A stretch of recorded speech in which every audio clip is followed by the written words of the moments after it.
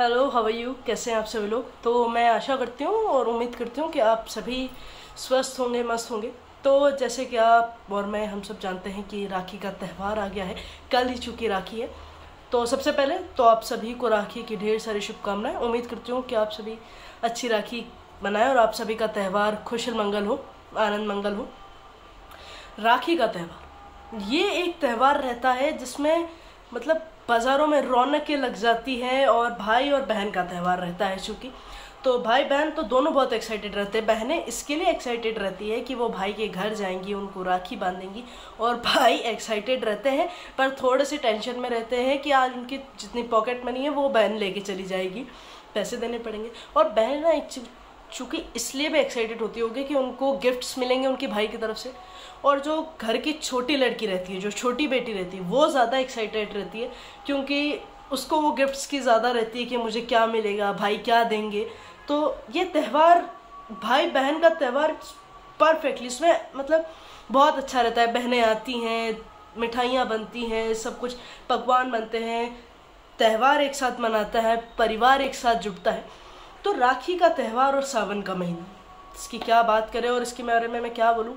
जितना बोलूँ उतना कम है, और अगर ज़्यादा बोलूँ तो आप बोलोगे ज़्यादा बोलती है। तो हम इससे रिलेटेड ना एक बहुत यूँ का तो प्यारी सी कहानी है और बहुत छोटी सी कहानी है। तो हम चलिए एक बार इस छोटी सी कहानी को सुन लेते हैं। दोस्तों, मेघा और सोनल नाम की दो बहनें हैं। तो एक दिन की बात है, दोनों स्कूल से आती उन्होंने अपने बस्ता पटका और उदास सी अपने सोफे पे बैठ गई। सोफे पे बैठ के दोनों ने अपना मुंह लटका लिया था और मम्मी ने देख लिया। अब मम्मी ने देखा तो मम्मी ने पूछा कि यार आज मेरी बिटिया को क्या हो गया, क्यों उदास है, चलो जाके पूछ लिया जाए।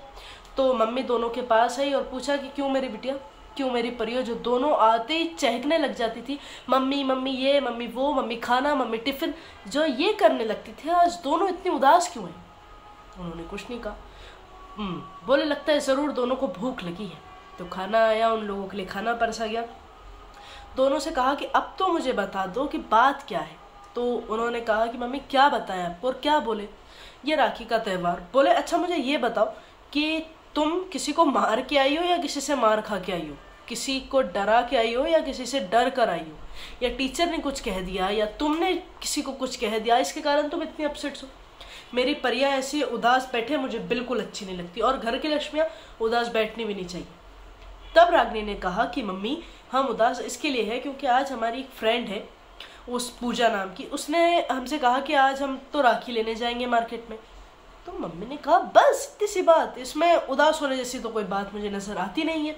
उन्हें कहा बोले मम्मी ये बात नहीं है, वो कह रही थी कि हमारे घर पे तो सब मेहमान आए हुए हैं, हम राखी लेने जाएंगे, उसके बाद बुआ जी आई हुई है। तो सोनम ने कहा मम्मी हमारे यहाँ बुआ जी क्यों नहीं आई, हमारे यहाँ बुआ जी क्यों नहीं आती, राखी आने वाली है, सभी के घर पे उनकी बुआएं आ चुकी है, कितनी मस्तियाँ करते होंगे, हमें भी हमारी बुआ जी के साथ मस्ती करनी है, हमें भी हमारी बुआ जी के और पापा के बचपन के किस्से सुनने हैं, हमें भी एंजॉय करना है, हमें भी हमारी बुआ के साथ वक्त बिताना है। तो मम्मी ने कहा बोले बस इतनी सी बात है ना। बोले हाँ। तो बोले ठीक है, एक काम करो तुम फटाफट पहले तो मुँह हाथ धो, ड्रेस चेंज करो, पूरे वेल सेट हो जाओ, खाना खाओ, फिर बताती हूँ। तो दोनों तो दौड़ी गई, आई और गई। पहले उन्होंने मुँह हाथ धोए, अपनी ड्रेस चेंज करी, होम डेट कपड़े पहने उन्होंने, और फिर बैठती हैं वो, खाना वगैरह फटाफट खा लिया, हाथ धोए, और उसके बाद वो मम्मी के पास आई। बोले मम्मी अब बताओ, अब तो हमने खाना खा लिया है। तो बोला ठीक है बैठो मेरे पास। बोले मम्मी बुआ जी क्यों नहीं आती, अब बुआ जी को बुलाते क्यों नहीं? बोले बेटा पहली समस्या का हल तो तुम्हारा ये है कि बुआ जी को तुम दोनों फ़ोन करो, एक एक करके करो, और बुआ जी से कहो कि बुआ जी राखी आ गई है यार, आप अभी तक आए नहीं, क्या हुआ, आप अभी तक क्यों नहीं आए, हम तो आपका वेट कर रहे हैं बुआ जी, या पापा को भेजो आपको लेने के लिए, आप बुआ जी से बात करो दोनों। बोले ठीक है, पर बोला हम तो बुआ जी से तो ये बोल देंगे राखी बांधने के लिए आइए पापा को, लेकिन मम्मी हम किसको राखी बांधेंगे, हमारा तो कोई भाई नहीं है। दोनों फिर उदास। मम्मी ने कहा बोले क्यों भाई नहीं है तुम्हारा? बोले क्यों? बोले हम भी आज राखी लेने जाएंगे और तुम हमारे देश के भाइयों को राखी बांधना। दोनों आश्चर्य में थे कि देश के भाइयों? बोले हाँ बेटा, जैसे कि हमने अभी इसकी सबसे बड़ी मिसाल तो उन्होंने एक उदाहरण देके कहा कि जैसे कि लॉकडाउन हुआ था कोविड, उसमें हमारे सबसे बड़े सोल्जर थे नेवी, डॉक्टर और पुलिस। बोले हाँ मम्मी, इन लोगों के कारण हम सेफ थे, ये बाहर थे तब हम अंदर घरों में सेफ थे, क्योंकि हमें विश्वास था कि ये है तो हमें कुछ होने नहीं देंगे। बोले बिल्कुल, और बोले अगर कोविड नहीं भी होता तो भी हम इसका डेली उदाहरण तो हम देखते ही है ना बेटा कि पुलिस वाले वो ना तो कोई बार त्यौहार पे अपने घर जा पाते हैं क्योंकि उनकी ड्यूटी ऐसी, ना त्योहारों पे अपने घर जा पाते हैं, ना किसी फेस्टिवल में अपनी फैमिली के साथ शामिल हो पाते हैं, ना ठीक से कोई त्यौहार मना पाते हैं। हमें उनको राखी बांधनी चाहिए।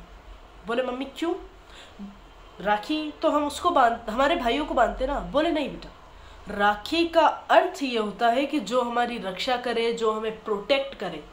हम भाइयों की कलाई पर राखी इसके लिए बांधते हैं ताकि, और उनसे ये वचन लेते हैं कि आप हमारी रक्षा का वादा कीजिए।